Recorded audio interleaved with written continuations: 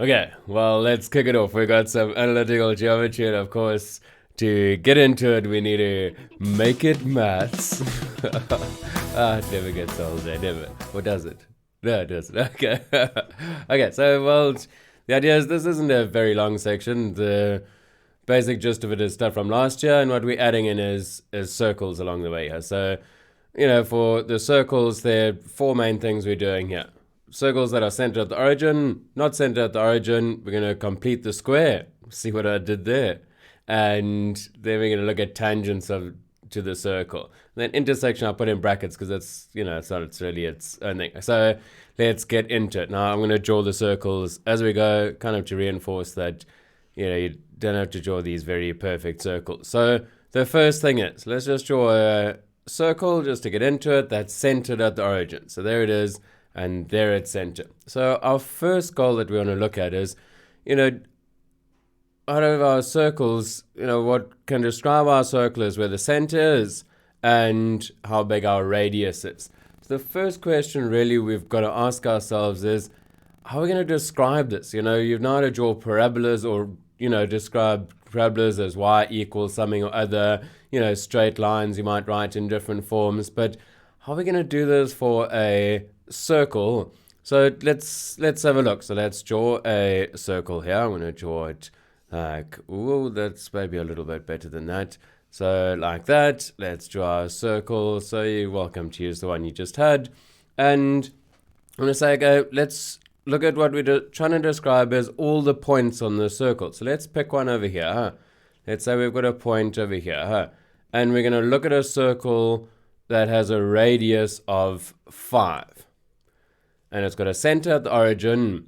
And let's just kind of get into this and go, I'm going to tell you that the coordinates of this point are 4 and 3. So if I draw a lovely right angle triangle, whose theorem is just coming to mind that may be helpful? Well, maybe you've got somebody else's. Maybe you thought Thales or something, but I'm going to go with Pythagoras here and say, well, cool, if we got Pythagoras, then we kind of know that, 4, 3, this distance is 4, this distance is 3. So if we're trying to find the radius, we go, well, from this triangle, this is easy because 4 squared plus 3 squared, well, that gives us 5 squared. Okay, so that seems to work. What happens if we looked at another point on the circle? So if we drew another point here and we put this point up here, now the radius is still going to be 5 because it's a circle, that hasn't changed. But this point, let's say that it has the coordinates 3, 4. Well, if we looked at our triangle here, that seems to still work, right? Because in this case, we got 3 squared plus 4 squared equals our beloved 5 squared. So that length plus that length equals that length with the squares. So let's maybe look at one last point. I'm going to draw a new circle for this. And go, circle, what about a nice purple circle here? What's the radius of our circle again? No, just checking we're on track still. So we got a radius of 5, and let's consider this point over here. So we're looking at points on the circle, and this one here is at, looks like about -3 and 4. Now, does that still work for our beloved Pythagoras? Does it still give us a radius of 5? Well, let's check it. We've got -3 squared plus 4 squared equals, it equals 5 squared. In other words, if we draw a triangle in here and went like that, this is as a length of 3, but I'm writing -3 to show that it's on the negative x-axis and on the negative part of the x-axis.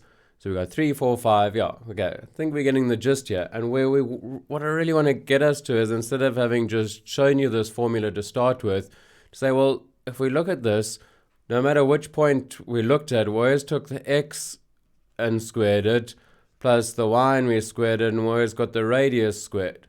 And there it is. There's our general formula for a circle that is centered at the origin. Okay, so that seems good. So maybe let's go through, I've got 3 examples here to how do we find the equation of a circle that's centered at the origin. Think a mini pause Get your breath, I'll get mine. Okay, breath has been had. And how things going otherwise? They seem okay. I've got a I've got a new setup here, so, but I think you already know that. So let's do this. I'm always excited about getting the most out of it. So let's describe a circle here, centered at the origin, and I'm going to tell you that this circle, look at that great circle, has a radius of 10. Write down the equation of that circle. Okay, well, as always, interested to see how you put that down just in text, but the idea is we got x squared plus y squared equals r squared, and r is 10, so equals 10 squared. So x squared plus y squared we could have written equals 100. There's our equation right there. Remember, r squared. Okay, so that's how I describe that. Let's go for another one. And maybe as I'm drawing this next one, here we go, circle, center at the origin. Maybe the question is, do you need to leave it in that format there? Let's call that format 1 or in 2. Doesn't really matter. Just keep remembering that r is 10. So we'll probably normally write it in this form, but just remember r is 10, not 100.